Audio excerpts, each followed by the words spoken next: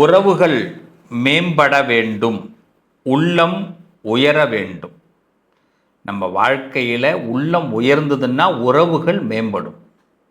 நமக்கு ஏன் நிறைய நேரங்களில் உறவுகள் சரியாக அமையலை அப்படின்னா, எதிர்பாராமல் ஏற்படக்கூடிய சில விரிசல்கள். என்றைக்குமே நம்ம போடுற பிளான் சில நேரங்களில் தாறுமாறாக போயிடும். இதுக்கு யாரும் காரணம் இல்லை. போட்டவங்களும் காரணம் இல்லை, அதை நடத்த முடியாதவங்களும் காரணம் இல்லை. இது என்ன பண்ணுறோன்னா, ஒருத்தவங்களுக்கு ஒருத்தவங்க குற்றம் சாட்டிக்கிறது தான் வேலையாக இருக்கும். அது இன்றைக்கெல்லாம் வீடே அரசியலாக போயிட்டு, அரசியலுங்கிறது வெளியில் இருக்குன்னு எல்லோரும் நினச்சிக்கிட்டு இருக்கோம். வீட்டுக்குள்ளேயே அரசியல் உண்டு. எல்லாம் யாரும் உண்மையை நிறைய பேசுகிறது கிடையாது. எல்லோரும் எதை பேசுனா பிரச்சனை வரும்னு பேசாமல் இருக்கிறவங்களும் இருக்கிறாங்க. சில விஷயத்தை மனசை என்ன பண்ணலாம் அப்படின்னு பேசி கஷ்டப்படுத்துகிறவங்களும் இருக்காங்க. அதனால் வீட்டில் அரசியல் இருக்குது. அதனால் உயர்வு ஏற்படக்கூடிய விஷயங்கள் உள்ளத்தினால் நடக்கக்கூடியது. இந்த உள்ளம் இனிமேல் இப்போ ஒரு வீட்டில் ஒரு சண்டை வந்துடுது, குடும்பத்தில் ஒரு வம்பு வந்துடுது, இல்லை ஒரு நம்ம வேலை பார்க்குற இடத்துல ஒரு பிரச்சனை வந்துடுதுன்னா, ஒரு சண்டை வந்துடுது, வம்பு வந்துடுதுன்னா அது தீரும்னு நினைக்கிறீங்களா? அது தீராது. பகை என்றைக்குமே தீர்றதுக்கு ஒரே வழி தான், மறதி இருந்தால் தான் பகை தீரும். இல்லைன்னா பகை தீர வாய்ப்பே கிடையாது. நான் என்ன சொன்னாலும் மற்றவங்க சமாதானம்லாம் படுத்தி வைப்பாங்க, அந்த பகையெல்லாம் தீராது. திருப்பி அந்த பகை எப்படி வெடிச்சிடும். அரசியல் கூட்டணி மாரி தான். அரசியலில் கூட்டணி கிடையவே கிடையாது. அது பார்த்திங்கன்னா நட்பு எதிரி கிடையாது. அதே மாதிரி தான் குடும்பத்துலேயும் பார்த்திங்கன்னா மனசார ஒருத்தவங்களை என்ன பண்ணணும், எனக்கு இவங்களை ஓகே பிடிக்குது பிடிக்கல, மனசார திருந்தணும். அதாவது ஒரு தப்பு பண்ணால் கூட குடும்பத்தில் உள்ளவங்க இதை நானாக தான் பண்ணிட்டேன், மன்னிப்பு கேட்குறது, வருத்தம் தெரிவிக்கிறது, இதெல்லாம் இருந்தால் தான் குடும்பம் நல்லாயிருக்கும்.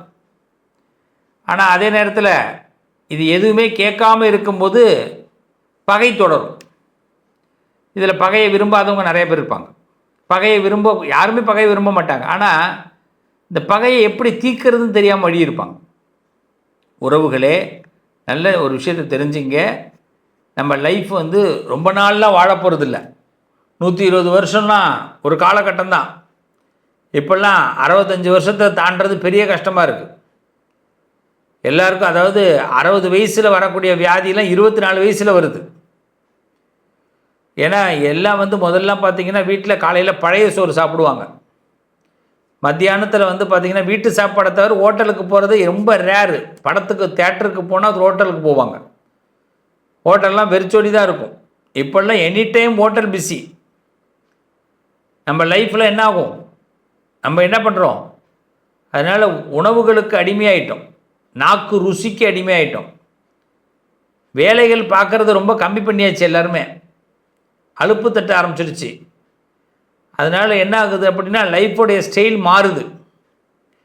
லைஃபோட ஸ்டைல் மாறிட்டு நம்ம என்ன பண்ணுறோம் அப்படின்னா, எனக்கு கிரகங்கள் சப்போர்ட் பண்ணலை, எனக்கு நேரம் சரியில்லைன்னு ஒரே வார்த்தையில் முடிச்சிடுறோம். நேரம் நல்லா இருக்கிறது நல்லா இல்லாமல் போகிறது நம்ம கையில் இருக்குது. அதனால் இப்போ முதல்ல நம்ம செய்ய வேண்டியது, நம்ம வார்த்தைகளுக்கு அழகான வார்த்தைகளை கொண்டு போகணும், உறவுகளை மேம்படுத்தணும். அப்போ தான் நம்ம வாழ்க்கையில் இந்த உள்ளம் உயர்ந்தால் உறவுகள் வளரும், உயரும். நம்பிக்கையோடு வாங்க. செப்டம்பர் மாதம் ஒவ்வொரு ராசிக்கும் எப்படி இருக்க போகுதுன்னு பார்க்க போகிறோம்.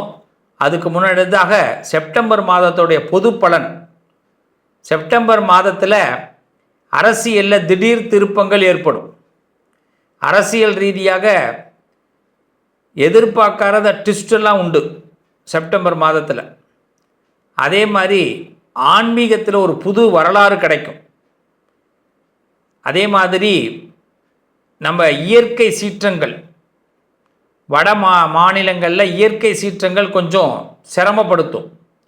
எல்லாரும் கொஞ்சம் அலர்ட்டாக இருங்க.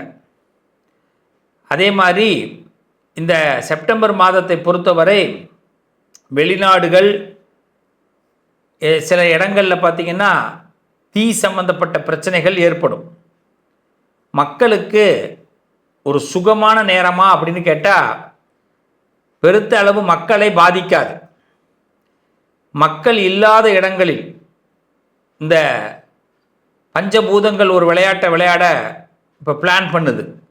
ஸோ மக்கள் இல்லாத இடங்களுக்கு நாம் பயணம் பண்ணுறதை இப்போ கம்மி பண்ணிக்கணும். ஆமாம், அதனால் பஞ்சபூத விளையாட்டு கொஞ்சம் செப்டம்பரில் கொஞ்சம் கடுமையாக இருக்கும். மலை சார்ந்த பகுதிகள், யாரும் இல்லைன்னு நினச்சிட்டு எங்கேயாவது போகிறது, இரவு பயணங்களை கொஞ்சம் தவிர்த்துக்கிறது, இதெல்லாம் நல்லது. இதை மட்டும் செப்டம்பர் மாதத்தில் பொதுவாக எல்லாரும் எடுத்துக்கங்க. உணவு பழக்க வழக்கங்களில் புதிய கட்டுப்பாடுகளை கொண்டு வந்தால் நல்லது. நிதி பரிவர்த்தனைகளில் கொஞ்சம் புதிய கட்டுப்பாடுகளை கவர்மெண்ட்டே கொண்டு வரும். அதனால் நிதி பரிவர்த்தனைகளில் கொஞ்சம் எல்லாரும் கவனமாக இருக்கிறது நல்லது. முக்கியமாக பார்த்திங்கன்னா எல்லாருமே இந்த இன்கம் டேக்ஸ் சம்மந்தமான விஷயங்களில் எச்சரிக்கையாக இருப்பதும், சரியாக டேக்ஸ் சம்மந்தப்பட்ட விஷயங்களை ஹேண்டில் பண்ணுறதும் நல்லது. சட்டத்திற்கு உட்பட்டு நம்ம செயல்படுவது இந்த செப்டம்பரில் எல்லாருக்கும் சிறப்பாக இருக்கும்.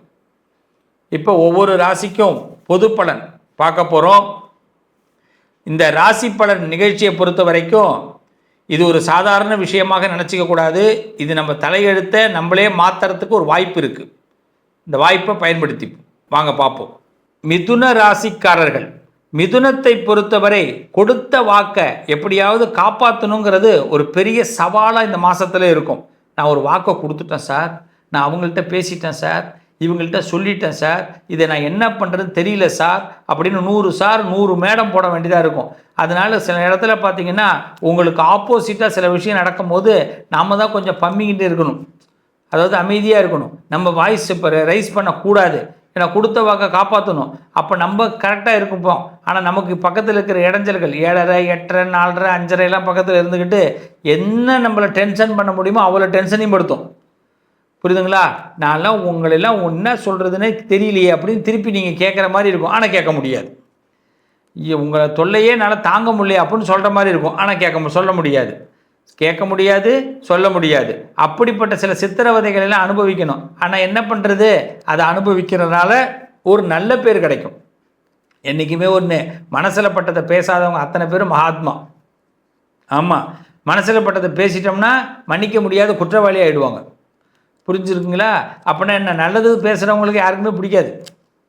அதனால் மனசில் படுறது நல்லது மட்டும்தான் வரும். கெட்டது தான் வாயிலேருந்து, நம்ம மனசுலேருந்து வராத வார்த்தை கெட்டது வரும்.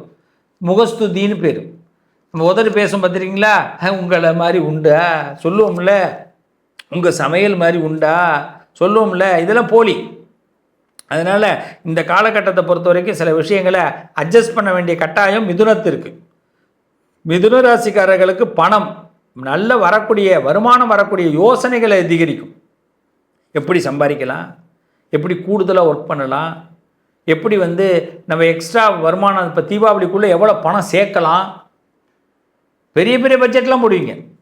10 ரூபாய் 20 ரூபாய் என்ன பண்ணலாம், தைரியமாக பட்ஜெட் போடுவீங்க. புதிய வருமானத்திற்கான யோசனை கம்பல்சரி கண்டிப்பாக எல்லாருக்கும் உருவாகும் மிதுன ராசிக்கு.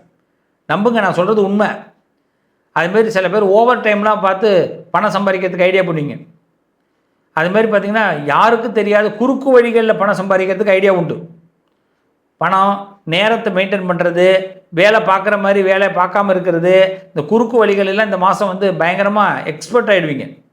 அதுவும் பார்த்திங்கன்னா இந்த இரவு பயணம் பண்ணுறவங்க, இரவில் வேலை பார்க்குறவங்களாம் இன்னும் எக்ஸ்பர்ட்டாக நிறைய விஷயங்கள் கற்றுப்பீங்க. ஆமாம், அதனால் ஸ்மார்ட்டாக இப்போ நீங்கள் பிஸ்னஸ்ஸை ரன் பண்ண போகிறீங்கன்னு அர்த்தம். ஸ்மார்ட்டாக நீங்கள் ஒர்க்கை ரன் பண்ண போகிறீங்கன்னு அர்த்தம். ஸோ ஒரு குட் டைம் தான். அதாவது இந்த கவிஞர்களுக்கெல்லாம் சில யோசனைகள் வரும்.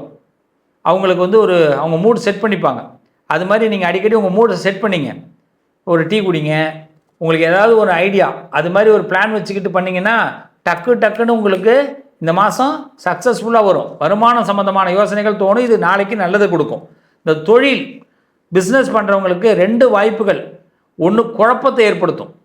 நல்ல கவனிங்க, 2 வாய்ப்புகள் ஏற்படும். அதில் ஒன்று குழப்பத்தை ஏற்படுத்தும், இன்னொன்று அவசர முடிவு எடுக்க வேண்டிய கட்டாயம் ஏற்படும். ஸோ இப்போ 2மே யோசிக்கணும். பிஸ்னஸ் பண்ணுறவங்க நல்லா தெரிஞ்சிங்க, அவசரமாக எந்த முடிவு எடுக்காதீங்க. தள்ளி போடுங்க, ஆற போடுங்க. யாரையும் கண்டு பயந்துடாதீங்க. பிஸ்னஸ் பண்ணுறவங்க உடனடியாக உங்களை சில விஷயங்களை அப்புறப்படுத்த சொல்லுவாங்க, உடனடியாக கணக்கு காட்ட சொல்லுவாங்க, உடனடியாக இதை நீ இப்படி பண்ணியே ஆகணும் உத்தரவுகள் கிடைக்கும். உடனே பயந்துடாதீங்க. 2 வாய்ப்புகளில் ஒரு வாய்ப்பு குழப்பத்தை ஏற்படுத்தும், ஒரு அவசர முடிவு எடுக்க வைக்கும். அப்போ குழப்பம் வைக்கும்போது யாரால் வருதுன்னு பாருங்கள். பேசுகிறவங்க உங்களுக்கு சாதகமாக இல்லாமல் பேசுவாங்க. அதனால் பேசுகிறவங்க வார்த்தையை விட்டுட்டு அவங்களுக்கு என்ன ரிப்ளை பண்ணணும்னு பொறுமையாக யோசனை பண்ணுங்கள். இன்னொன்று, குடும்பத்தில் பார்த்தீங்கன்னா உங்கள் சொல்லுக்கு நல்ல பயன் வரும், உங்கள் பேச்சுக்கு ஒரு மரியாதை கிடைக்கும். அதுமாரி ஒரு நல்ல மனுஷன் குடும்பத்தில் உங்களுக்கு நல்லது செஞ்சு கொடுப்பாங்க. யாரோ ஒரு நல்ல மனுஷன் உங்களுக்கு நல்லதை செஞ்சு கொடுப்பான். குடும்பத்திலேயே ஒரு நல்ல மனுஷன் செஞ்சு கொடுக்கறதுக்கு வாய்ப்பு உண்டு. ஒரு சொல்லு நல்ல யோசனை உங்களுக்கு நல்ல பயன் தரும். அதனால் இந்த காதை அப்படியே நல்லா சொல்லுவாங்க, திறந்து வச்சிங்க. யாராவது ஒரு நல்ல செய்தியை கண்டிப்பாக உங்கள் காதில் போட்டுருவாங்க. அந்த பக்கம் நடந்து போவான், அவன் மாட்டு சொல்லிட்டு போவான், அது உங்களுக்காக சொல்லப்பட்ட வார்த்தை. உங்கள் குடும்பத்தில் யாருக்கோ ஒரு ஃபோன் வரும், அவங்க ஃபோனில் பேசுகிற வார்த்தை உங்களுக்கான வார்த்தை. அப்படி தான் எடுத்துக்கணும். அப்போ ஒருவர் சொல்லும் நல்ல ஆலோசனையை பயன்பட்டு இந்த மாதம் சக்ஸஸ்ஃபுல் ஆகுங்க. இந்த மாதத்தில் காதல் கை கொடுக்கும். காதல் சம்மந்தமான விஷயங்கள்லாம் சக்ஸஸ் ஆகும்.